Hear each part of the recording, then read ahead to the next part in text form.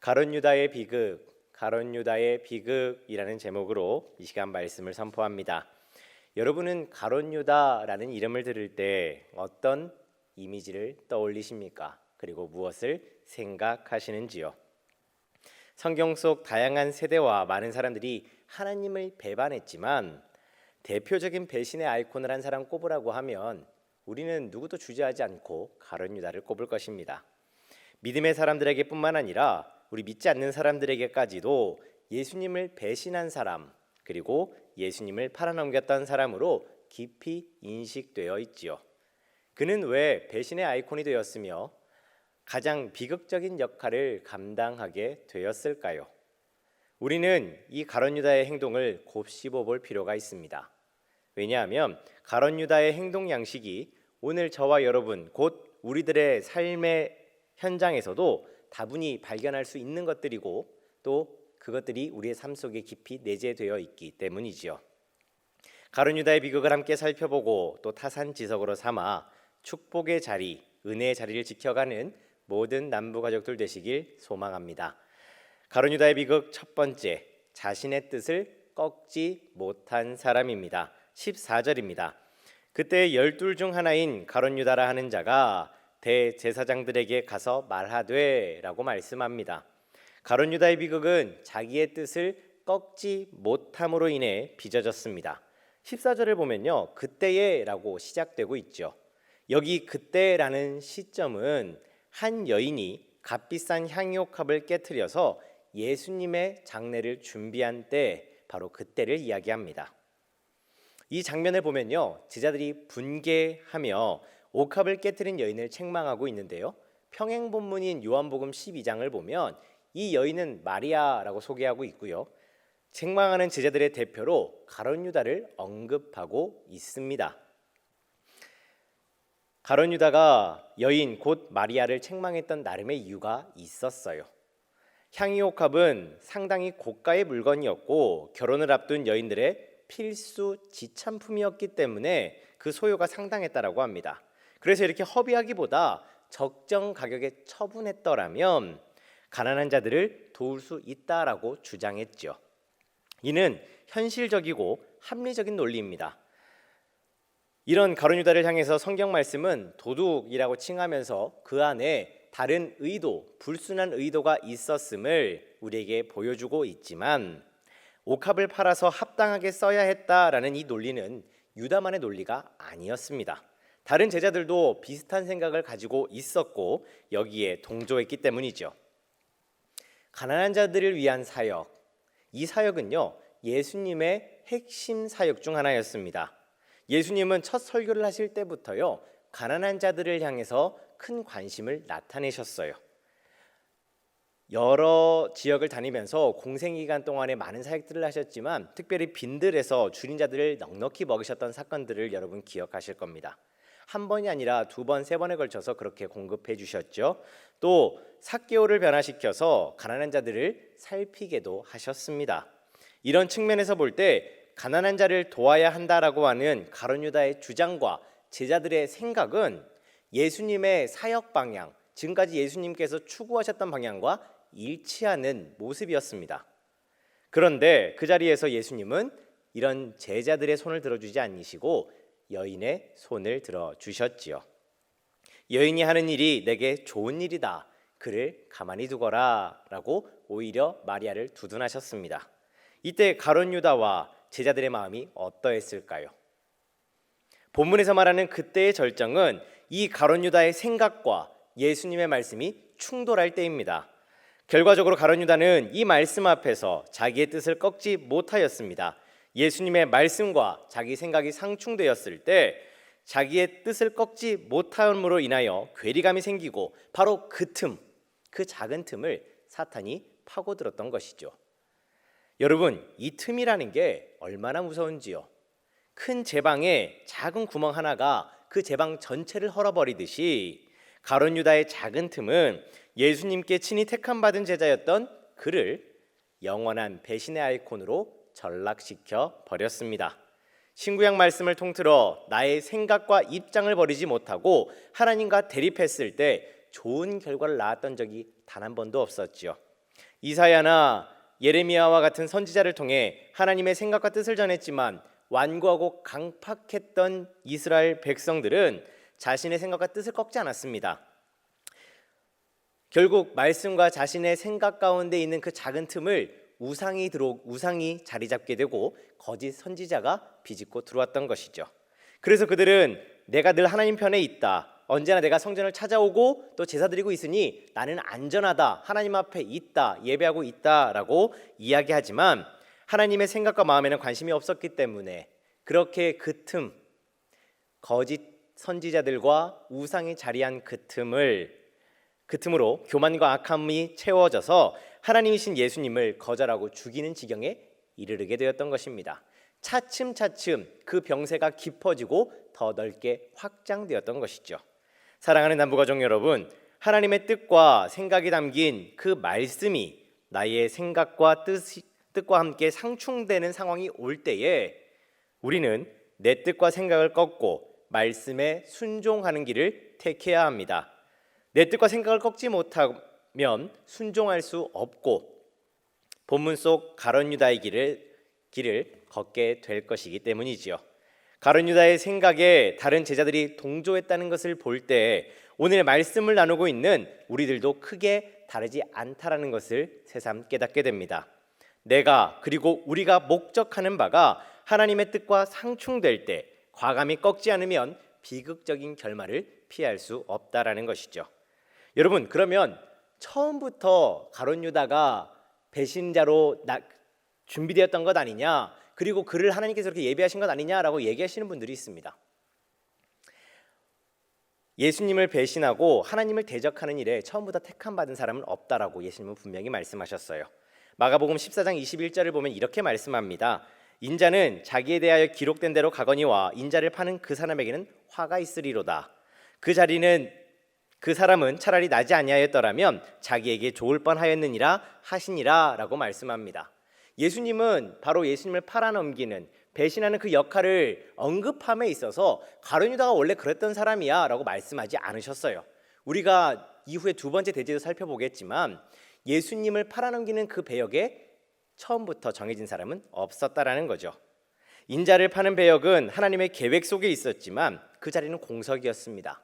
오늘 본문 속에 유다가 그 자리를 차지하게 된 것은 예수님의 말씀과 내 뜻이 상충될 때 그것을 꺾지 못함으로 인해 빚어진 결과라는 거예요. 말씀 앞에서 가정을 한다는 것이 참 조심스럽습니다.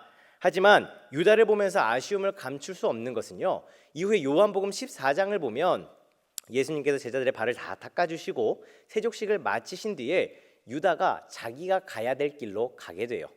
그리고 나서 예수님이 어떤 약속을 주시냐 하면 성령님이 너희에게 찾아올 것이다라고 약속을 해주십니다.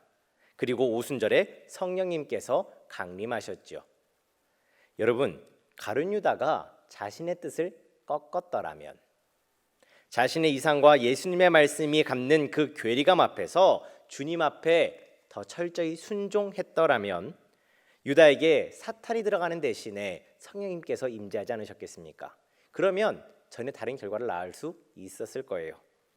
자신의 뜻과 생각을 꺾지 못함으로 인해 비극의 길로 나아갔던 이 가룟 유다를 타산지석으로 삼아 우리의 생각과 뜻이 말씀과 상충되는 때가 될 때 말씀을 우선하고 우리의 뜻과 생각을 그 말씀에 맞추어서 온전한 제자의 길로 나아가는 모든 남부 가족들 되시길 소망합니다. 가룟 유다의 비극 두 번째, 하나님의 가치와 세상의 가치를 맞바꾸었습니다. 15절 말씀입니다. 내가 예수를 너희에게 넘겨주리니 얼마나 주려느냐 하니 그들이 은 30을 달아주거늘 이라고 말씀합니다. 가룟 유다는 대제사장들에게 찾아가 예수님을 두고 거래합니다. 대제사장들은 예수님의 가치를 은 30이라고 정하였고 유다는 그 조건을 수용했어요. 출애굽기 21장 32절을 보면 은 30의 가치를 노예 한 사람의 몸값에 해당하는 것으로 명시하고 있고요. 지금 이렇게 성립된 거래는 스가랴 11장 12절의 예언이 가룟 유다를 통해 성취되었음을 확증하고 있습니다. 이 액수를 제시한 대제사장들에게 예수님이 어떤 존재였는지, 그리고 지금 유다에게 예수님이 어떤 분인지를 잘 보여주고 있는 대목입니다. 사람들의 뇌리 속에는 가룟 유다가 실패자요 배신자로 날개 찍혀 있지만 처음부터 이런 사람은 아니었습니다. 도리어 그는 특별했고 귀한 사람이었습니다. 이상이 있는 사람이었고 더 높은 가치를 추구하던 사람이었습니다. 그래서 다른 제자들처럼 모든 것을 버리고 예수님을 따랐으며 3년을 동고동락하며 예수님 곁을 지켰던 제자였습니다. 그는 헤브론 남쪽 지역의 이쉬 가리옷이라고 하는 지역 출신으로요 12제자 중에 유일하게 비갈릴리 출신이었어요. 그는 회계를 담당했는데 예수님과 제자들이 그를 얼마나 신임했는지를 알 수 있습니다. 돈을 다루는 데 있어서 많은 경험이 있고 해박한 지식이 있었던 세리 마태가 있었음에도 불구하고 지금 유다가 회계를 담당했다라는 것은 제자들 사이에서 그가 어떻게 인식되었는지를 잘 보여주는 대목이지요. 또 누가복음 6장 12절 이하를 보면요 예수님께서 산에 올라가셔서 밤이 새도록 기도하신 뒤에 12 제자를 택하셨는데 바로 그때 택함 받은 사람 중 하나가 가룟 유다였습니다. 이처럼 가룟 유다는 예수님께서 기도하신 뒤에 친히 선택하셨던 그렇게 택함 받은 제자였고 제자로 출발할 때에도 신중하고 유능해서 많은 사람들에게 인정받았던 사람이었습니다. 가룟 유다는 이렇게 예수님에게서 하나님 나라의 가치를 보았고 예수님을 따르며 그 가치를 공유하고 증명했던 사람이었는데 예수님의 말씀 앞에서 자신의 뜻을 꺾지 못했고 결국 그렇게 세상의 가치를 더 우선하는 사람으로 변질되어서 대제사장들에게 찾아가 예수님을 두고 흥정함으로 하나님의 가치를 세상의 가치로 맞바꾸는 결과를 초래하였습니다. 예수님은 앞서 죽음과 부활에 대해서 3번이나 말씀을 하셨죠. 베드로는 그 자리에서 직접 항명하기도 했고요. 성경을 보면요, 제자들이 그런 예수님의 말씀을 불편해하고 또 두려워했다라고 말씀하고 있습니다. 그들 가운데 있었던 가룟 유다 또한 마찬가지였을 거예요.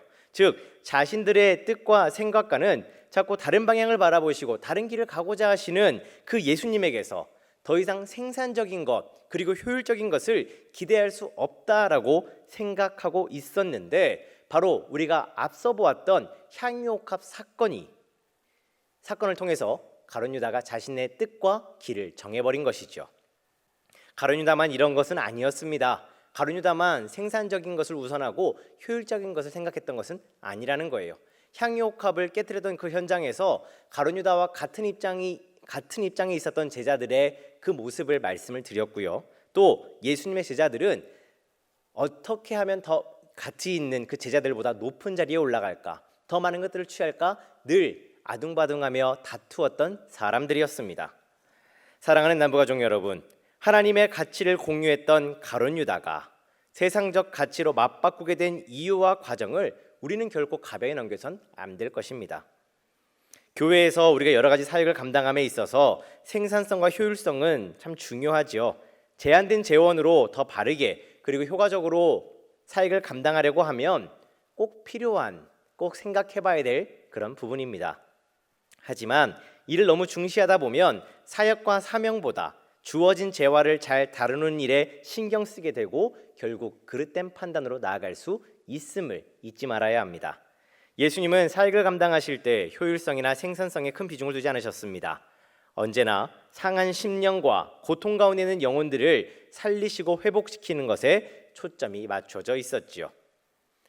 그래서 오직 한 사람을 위해서 한밤중에 풍랑이는 바다를 건너실 때 제자들을 대동해서 그 밤에 바다를 건너셨고요. 또 주류가 되었던 사람들의 불편한 시선을 감내하시며 삭개오의 집에 그리고 나사로의 집에 그리고 사마리아 성읍에 유하시며 그들과 함께 하셨습니다. 교회에서 말씀에 기초한 모든 사역이 이와 같습니다.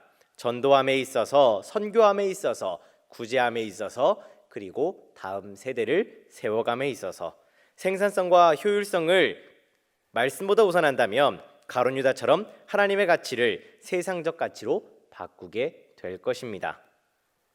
호주 시드니에는 조지 스트릿이라는 거리가 있다라고 합니다. 이곳에서 40년 동안 복음을 전했던 무명의 전도자가 있었어요. 그는 40년 동안 이 거리에서 단 하루도 빠지지 않고 매일매일 10명에게 복음을 전했습니다. 단순 계산으로 봐도요, 14,600일 동안 14만 6천 명에게 복음을 전한 것이 되더라고요. 하지만 이렇게 전도하면서 누가 믿음을 얻게 되었는지 그리고 구원을 받았는지 확인할 길이 없었습니다. 그래서 스스로 나는 열매 없는 열심이었노라 라고 이야기하며 낙담하셨다라 그래요. 세상적 가치에서 봤을 때 생산성과 효율성으로 생각해보자면 최악 중에 최악이지요. 이 전도자가 이제 나이가 들어서 별세할 날 이제 병원에 입원해서 하나님의 부름을 받을 때를 기다리고 있었을 그때에 영국의 침례교 목사 딕슨이 찾아와서 지난날에 그의 전도의 결실에 대해서 소개해 주었습니다. 이 사람이 병원에 누워 있는데 일면식도 없던 한 목사가 찾아와서 당신이 지금까지 전도했던 열매들을 내가 이야기하겠습니다라고 하면서 소개해 줬다라는 거예요. 딕슨 목사가 3년 동안 집회를 다니면서 각기 다른 장소에서 7번이나 이 전도자를 통해서 예수님을 만났다는 이야기를 들었다고 합니다. 때로는 영국에서, 때로는 호주에서, 때로는 미국에서, 그리고 인도에서까지 조지 스트릿에서 매일매일 복음을 전했던 이 전도자를 통해서 내가 예수님을 만났습니다. 내가 그렇게 하나님께로 다시 돌아왔습니다라고 얘기했던 사람을 7명이나 만났다라는 거예요. 이 전도자는 그동안 자신은 열매 없는 열심이었던 사람이라고 이야기해 왔는데 처음 보는 목사에게서 들었던 그 소식을 듣고 너무나 기뻐했고요. 2주의 시간이 지난 뒤에 평화롭게 별세했다라고 합니다. 세상적 가치로는 무의미한 시간이었고 또 허탈한 시간처럼 보였던 그런 시간이었지만 그 시간을 하나님의 가치로 채웠더니 하나님께서 그 가운데 일하셨음을 분명히 보여주셨습니다. 이처럼 하나님의 가치, 한 영혼의 가치는 세상에 유하는 것들과 비할 수 없음을 다시금 깨닫습니다. 이를 알지 못했던 가룟 유다는 하나님의 가치를 세상적 가치와 바꿔버림으로써 인정받고 존경받던 제자에서 배신의 아이콘이 되었던 것이죠.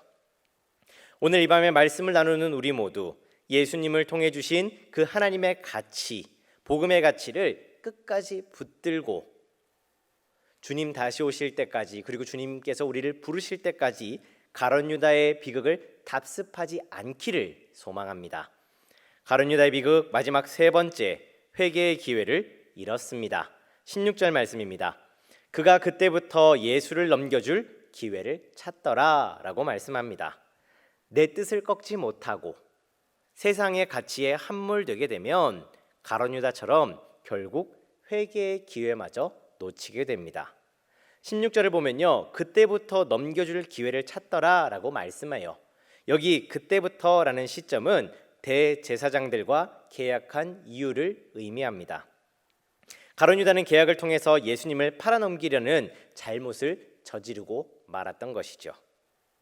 이전까지는 그저 생각의 수준에서 머물렀다라고 할 수 있어요. 이것이 무형의 악, 잠재되어 있던 악이라면 지금 대제사장들과 계약을 맺음으로 이 악은요 실체가 되고 말았습니다. 하지만 아직 돌이키고 바로잡을 수 있었어요. 예수님을 팔아넘기지 않으면 되니까요. 그러나 여기서 멈추지 못하고 결국 예수님을 팔아넘김으로 첫 번째 기회를 놓치게 됩니다.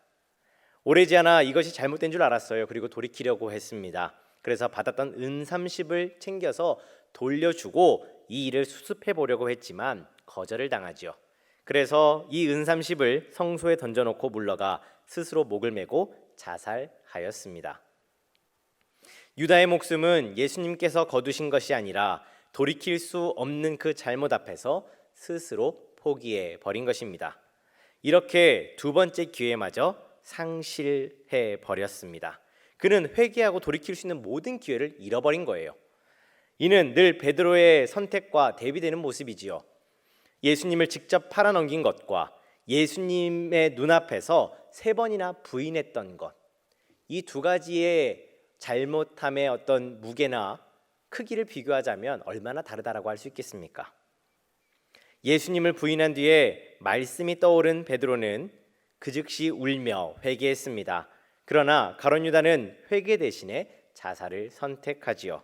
이것이 베드로와 가룟 유다의 다른 점입니다. 성경에는 이와 같은 잘못을 저지른 수많은 사람들이 나옵니다.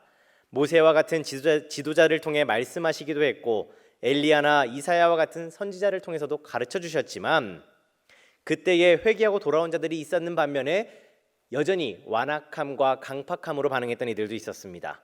그들의 마지막이 어떠했을까요? 회개하고 돌아온 자들은 회복의 은혜와 온전함의 기쁨을 누렸지만 완악함으로 거부했던 자들은 진노의 심판을 피할 수 없었습니다.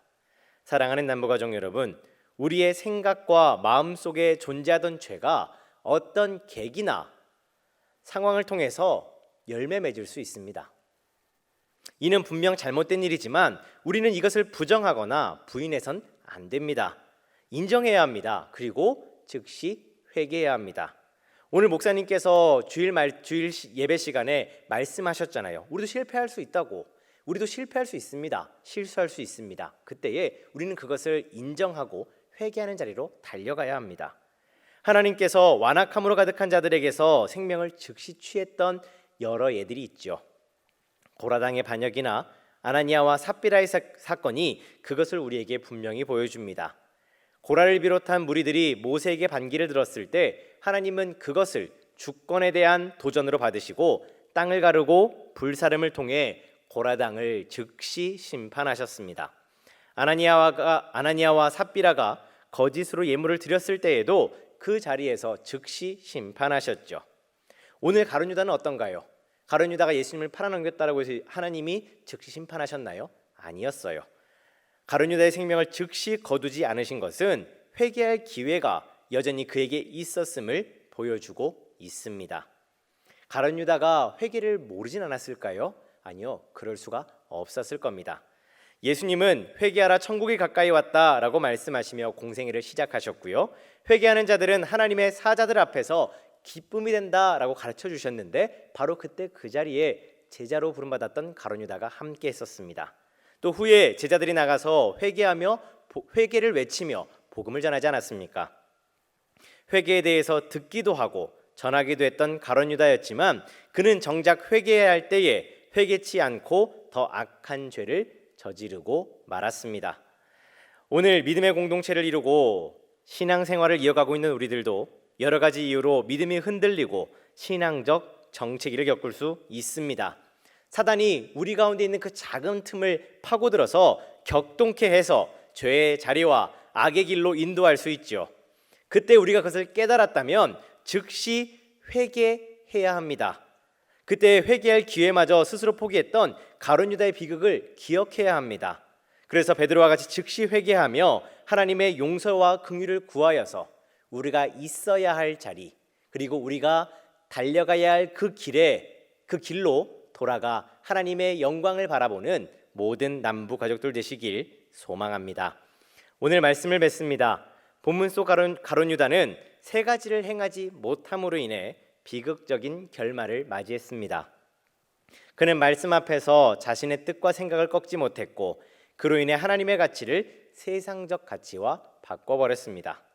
후에 잘못을 깨달았지만 회개하지 않고 스스로의 목숨을 버림으로 하나님 앞에서 더 큰 죄악을 저질렀지요. 오늘 본문 속에 담긴 가룟 유다의 비극은 우리에게 많은 것을 시사합니다. 종종 우리는 스스로 이 가룟 유다의 잘못이 우리들과 상관없는 것으로 여기고 그 유혹과 실패 앞에서 자유한 것처럼 살아갑니다. 그러나 이런 교만과 무지가 우리를 가룟 유다의 비극으로 초대할 수 있음을 잊어선 안 될 것입니다. 오늘 말씀을 나누고 있는 우리 모두 가룟 유다가 남긴 비극적인 교훈을 발판 삼아 축복의 자리 또 은혜의 자리를 지켜가고 세워가는 모든 남부 가족들 되시길 주님의 이름으로 축복합니다. 기도하겠습니다. 우리의 연약함을 아시고 은혜와 긍휼을 베푸시는 하나님 감사합니다. 가룟 유다가 비극을 맞이했던 이유를 함께 나누었습니다.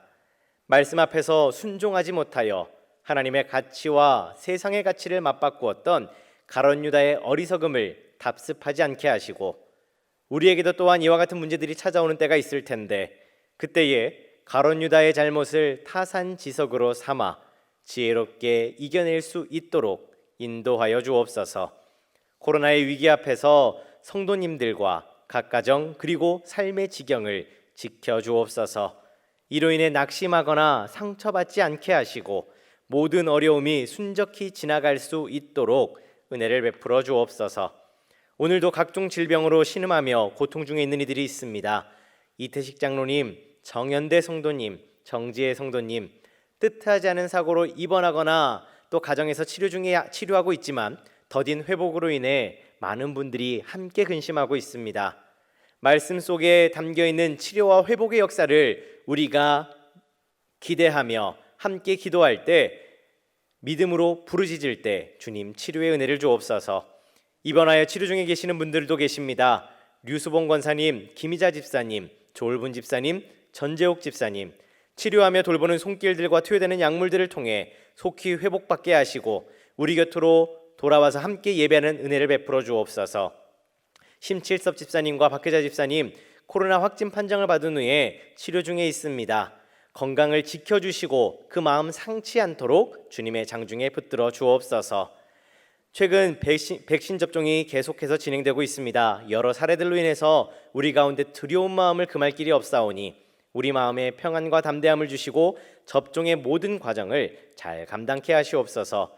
이 밖에도 크고 작은 아픔과 경제적으로 또 환경적으로 고통받고 있는 이들도 있습니다.